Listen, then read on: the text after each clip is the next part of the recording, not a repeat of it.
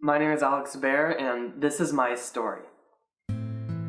I remember in elementary school, the first time I heard the word gay was when I was in third grade, and I was in the restroom and someone pointed out that someone had carved on the paper towel machine 3 letters, G-A-Y, and no one really knew what it meant. And I remember the girls, when they came out of their bathroom and the boys told them, oh, someone carved gay on the paper towel, they all said it was a bad word and you can't say that word. And that was the first time I ever had an experience with what that word meant. The first time that I felt that maybe I was a little bit different than the other guys in my school and other people was during the first week of 7th grade, when a girl came up to me and asked me out. I guess that was the thing to do back in 7th grade and 6th grade. You asked someone out if you liked them and you're dating. I didn't know at that time what I was getting myself into, but I said, maybe we should get to know each other better and then I'll see what I feel like. And deep down inside though, I was thinking I could never imagine myself hugging another girl, holding hands with another girl. That just sounds so weird, I'm not ready for that. And so, as the days went on, she didn't understand why I wouldn't go out with her. She finally blurted out during class in front of other people, she said, so are you gay? Because she said that because I wouldn't go out with her, I must be gay. At first I thought it would go away, but every single day she would bring it up again and again. And I remember during maybe the second month of 7th grade, crying in the shower because I didn't want to have to go to school and get asked if I was gay again by someone else because she was telling other people. You know, I had it totally in my mind that I was straight, and I played the role. I tried to dress straight. I tried to talk with a lower voice. I kept low key. I did everything I could because if that secret got out, I felt that everything I built myself would be just destroyed. And so when people would ask me, I would say, absolutely not, or I'd be like, I have a girlfriend, don't you know? That was my policy, was deny, over and over again. As the end of 7th grade approached, there was another girl who was very good friends with me, and I decided, you know what, maybe I can just try going out with a girl and asking her out myself, and maybe I'll feel something different. And so I remember I asked her out on the last day of school, and everyone thought it was so adorable. And she was really one of my best friends at that time, and we would call each other over the summer. And I didn't have a cell phone, so I used my parents' landline phone, and I didn't have to worry about the pressures of, oh, would I have to kiss her or something, because that was something that made me feel really, really weird. I didn't understand why other people thought that was so awesome. So, over the summer of 7th grade to 8th grade, I started maybe wondering if I was bisexual, because many people who later on identify as gay or lesbian first come out as bisexual because it gives you more options. As 8th grade started, I think I was getting closer to telling someone, I think that I'm different, and I don't think that this is ever going to change. And I remember I broke up with the girl who I'd been dating because she said that I think she sensed that I wasn't really into her at all. There was one guy in particular who became my best friend in 8th grade. I had the world's biggest crush on that guy.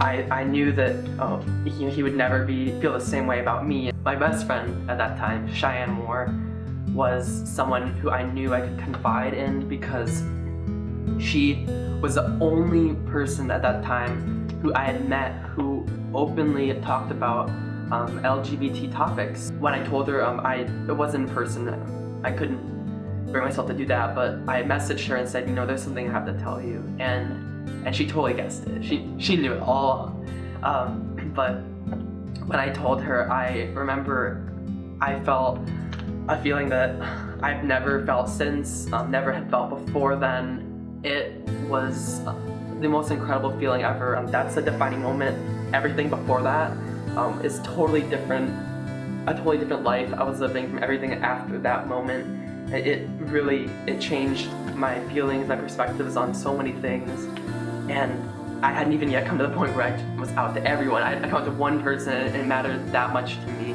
But then came the part where I had to tell people who didn't react as well as I'd hoped they would. And so at the end of my 7th grade year, I told a couple people who they had grown up in a church community that had taught them that they must believe that, oh, this is a sin. You must speak out against this. It's your duty to speak out against this. And there were 2 friends of mine in particular who I lost them completely because they couldn't accept that part of me. Someone, after I tried to tell her I was gay, she told me, you're going to go to hell because of that. And I had grown up in my family. That wasn't something that my parents had ever told me. That wasn't something that my church had ever told me. And that was really the first time I'd heard that. And at that point, I suddenly realized why so many people were scared to come out. I'd never realized that it was part of religion that, there are religions that say that this is wrong. And so when that hit me, I was curious, and so I started to research it myself. I decided to, look up and see what other people were saying about this, and that was probably the worst decision I ever could have made. Because if you go on the line and search, what does the Bible say about gay people? The first result that's going to come up is probably from some Baptist church in rural Kansas, and you know what they're going to say, and it's not going to be very nice things at all. So when I started reading those things, I said, oh my gosh, what have I done? I've come out, and this is something that I want to take back now. I can't believe that I'm in this position, because at that point I'd already accepted, there's no turning back. I'm never going to be straight again, as if I ever was straight. But so I spent that summer before freshman year just in a horrible state, because I would just lay in bed thinking that there's nothing left for me. I'm going to live my entire life alone, and that was really one of the hardest parts. But freshman year of high school probably is when I sank to the lowest part, I would say. By the time freshman year started, I told a good dozen people, and I didn't know when I'd be ready to tell everyone. And I still had that best guy friend who I still was crushing on so hard, God bless my soul, but there was no way he was going to ever feel the same way about me. So I decided in December of my freshman year that I had gone on long enough just telling 1 or 2 people. So I decided that it was time that everyone knew. I made the decision a year after it was actually a year to the date after I told the very first person. I decided to come out to everyone on Facebook. I was so happy that I finally had the energy to do that, and that I could finally be truthful about who I was. So that was all done. I was officially open to everyone except my family. I still had that feeling of shame, and I think that's the most destructive thing is the shame, because it really eats away at you. I started to feel worse and worse and worse about myself, because I had expected to come out and find other people who were willing to come out, and that didn't happen. I was still one of 2 people who were open in a school of 950 students who were out, and the other person was transgender, and so we had a general similar experience, but it still wasn't the same experience where we could talk about it and feel as if we'd gone through the same thing, because it was still very different gender identity and sexual orientation. So at first I hadn't met anyone else. Then I was feeling worse and worse about myself, because other people were saying really horrible things about me behind my back, and I knew that would happen, but I didn't realize how much of a profound effect it would have on me. When people say, watch out for Alex in the locker room, after that I stopped. I would change as fast as I could in the locker room. I never once took a shower even though I was in the school, even though I was involved in sports until my senior year when I finally felt comfortable enough, because it was still dangerous, because I was nervous that maybe people would take this beyond just harassment behind my back, and that they would confront me about it, and it could be a dangerous situation. And so I tried just to not think about that. It didn't work though, trying to stop thinking about it, because as that year went on, it got worse and worse, and it got to the point where you just feel like you jumped into a pool and you're sinking, because you don't know where the bottom is. When am I going to hit the bottom of this experience? At the end of my freshman year, in my health class, we received an assignment where we had to write about a personal stressor, and of course I knew that my personal stressor would be how I just come out a couple months ago, and that was what I wrote my essay about. And so I wrote my essay, I turned it in, and I remember the day I got it back, Miss Evanson, the health teacher, she whispered to me, this is, I cried when I read this, and I want to show this to your counselor. I really wasn't comfortable with adults knowing about that. I thought, I trust Miss Evanson, the counselors should read this. So I went home, I printed out the second copy, and I left it on top of the printer, and my mom read it. She didn't say anything that night, but a couple nights later, I was lying in bed, and she came up to kiss me goodnight, and she just stood in the doorway and stared at me, and I knew that she was about to say something that I wasn't going to like, and I froze, because I thought, no, she couldn't have found out. And when she finally spoke, she said, "Is there anything you need to tell me, Alex? Anything?" And at that point, I knew that she had read something or heard something, and it just threw me into a horrible state. I remember I yelled at her, and I was sobbing hysterically, and she tried to hold me and comfort me, and as upset as I was, I wouldn't have any of it. I pushed her away. I remember at one point I hit her when she tried to reach out to me, and I sat in bed breathing over and over, hyperventilating for a half an hour.